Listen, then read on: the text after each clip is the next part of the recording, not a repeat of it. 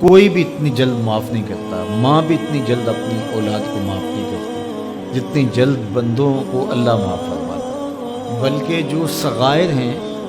وہ تو بغیر توبہ کے ہی معاف ہوتے ہیں۔ فرمایا کہ جب تم وضو کرتے ہو تو اعضائے وضو کے گناہ جھڑ جاتے ہیں وضو سے، اور ہمیں پتہ بھی نہیں ہوتا۔ بہت سارے صغیرہ گناہ ایسے بھی ہیں کہ ہم ان صغائر کا ادراک بھی نہیں کر پاتے، لیکن وہ ہمارے سے جڑے ہوئے ہوتے ہیں، اور اسی طرح جب وہ ہمارے سے جھڑتے ہیں تو ہمیں ادراک بھی نہیں ہوتا کہ وہ ہمارے ساتھ جڑے تھے اور ہمارے سے دور بھی ہو گئے اور ہمیں پاک صاف کر دیا گیا۔ ایک نماز سے دوسری نماز تک کا وقت درمیان کے اندر ہونے والے گناہوں کا کفارہ ہے۔ ایک جمعہ دوسرے جمعے تک، ایک رمضان دوسرے رمضان تک گناہوں کا کفارہ ہے۔ تو یہ اللہ کی کرم نوازیوں کے رنگ، بلکہ فرمایا ہم نے تم کو جو بڑے گناہوں سے منع کر رکھا ہے، اگر تم ان گناہوں سے اپنے آپ کو بچا لو تو ہم اس کے صلے کے اندر تمہارے چھوٹے گناہ ویسے ہی معاف کر دیں۔ ایک تو ہے کہ تم وضو کرو گے تو جھڑیں گے، ایک تو یہ ہے کہ تم کچھ اعمال کرو گے تو اس کی برکت سے یہ گناہ ساتھ جھڑ جائیں گے، لیکن اگر تم بڑے گناہوں سے بچتے رہو گے تو ہم تمہاری اس بات کا اعزاز تمہیں دیتے ہوئے کہ تمہیں اللہ کے حکم کا پاس ہے اور تم بڑے گناہوں سے بچ رہے ہو، اور جو چھوٹے گناہ تم سے سرزد ہو گئے ہم اس بڑے گناہ سے بچنے کی وجہ سے وہ ویسے ہی تمہارے سے ہٹا دیں گے، تمہیں صاف کر دیں گے اس وقت۔ یہ کتنی کرم نوازی ہے۔ اور اگر تم نیکیاں کرتے ہو تو نیکی بھی تمہارے گناہ کو مٹا دیتی ہے۔ اللہ کے محبوب علیہ السلام نے جو 3 وصیتیں کی تھی تو ان میں سے ایک وصیت یہ تھی کہ گناہ تم سے سرزد ہو جائے تو اس کے بعد تم نیکی کرو، کیوں؟ تم ہوہا، جو نیکی ہے وہ گناہ کو مٹا ڈالے گی۔ یہ کیسا اس کا الوہی انتظام ہے کہ ہمارے گناہوں کو مٹانے کے لیے کتنے سامان رکھیں۔ چھوٹے گناہ سرزد ہو گئے ہیں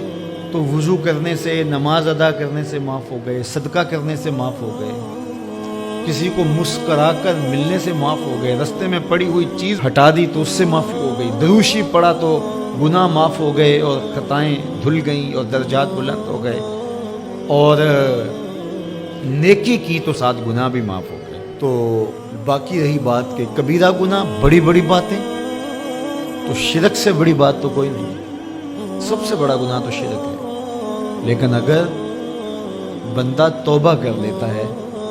تو اللہ شرک کو بھی معاف کر دیتا ہے۔ ایمان شرک سے برات کا اظہار ہے تو شرک بھی معاف ہو گیا، ورنہ شرک معاف نہیں، اور باقی کبائر بھی توبہ سے، رجوع اللہ سے معاف ہو جاتے ہیں۔ یہ کتنی اس کی کرم نوازیوں کے رنگ ہے کہ اس کے حضور جب آپ آ جائیں اور اپنی معذرت پیش کر دیں تو وہ بندے کو شرمندہ نہیں کرتا کہ تم نے یہ کیا۔ جب بندہ کوئی جرم کر بیٹھتا ہے، کسی سے زیادتی کر بیٹھتا ہے اور حقیقی زیادتی ہوتی ہے، تو پھر اس کے پاس جاتے ہوئے ڈرتا ہے کہ اس کا رد عمل کیا ہوگا، میں نے یہ زیادتی کی، واقعتاً زیادتی کی۔ اب اس کا سامنا کرتے ہوئے ڈرتا ہے کہ جب میں جاؤں گا معاف کرے گا نہیں کرے گا، دونوں امکان ہوتے ہیں۔ پھر معاف کرے گا تو کتنا رگیدے گا، مجھے کتنا احساس دلائے گا، اور اس کے بعد معاف کرے گا تو بندے کے قدم اٹھتے بھی ہیں، اور کئی وسواس اس کے ساتھ جڑے ہوئے ہوتے ہیں کہ معافی ہوگی یا نہیں ہوگی، اور میری تذلیل ہوگی یا میری کیا صورتحال ہوگی۔ کسی سے بھی معافی مانگتے ہوئے اسی لیے لوگ اڑ جاتے ہیں۔ بعض اوقات وہ جانتے بوجھتے ہوتے ہیں کہ ہم نے یہ زیادتی کی ہے، اپنے بھائی کا دل دکھایا ہے، حق مارا ہے، زیادتی کی ہے، لیکن وہ اس احساس سے بچنے کے لیے تو پھر آہستہ آہستہ آہستہ آہستہ وہ اس کے عادی ہو جاتے ہیں۔ لیکن آپ اور میں گناہ کرتے ہیں، تو گناہ کرنے کے بعد جب خیال پیدا ہوا کہ معافی مانگنی چاہیے، تو جب ہم وضو کر کے قدم اٹھاتے ہیں توبہ کے لیے تو ہمیں کوئی ایسا وسوسہ نہیں ہوتا کہ وہ معاف نہیں کرے، بلکہ حضرت داتا گنج بخش علی حجویری علیہ رحمہ کشف المعجوب میں ایک بزرگ کا قول نقل کیا کہ جس نے توبہ کی اللہ نے اسے معاف کر دیا۔ تو پھر ایک دوسرے بزرگ کا قول پیش کیا، کہا نہیں، ایسا نہیں ہے کہ جس نے توبہ کی اللہ نے اسے معاف کر دیا، بلکہ یہ ہے کہ جس کو اللہ نے معاف کرنا تھا اس کو توبہ کی توفیق دے دی۔ وہ خود کہتا ہے نا کہ توبو الی اللہ، میری طرف آؤ، رجوع کرو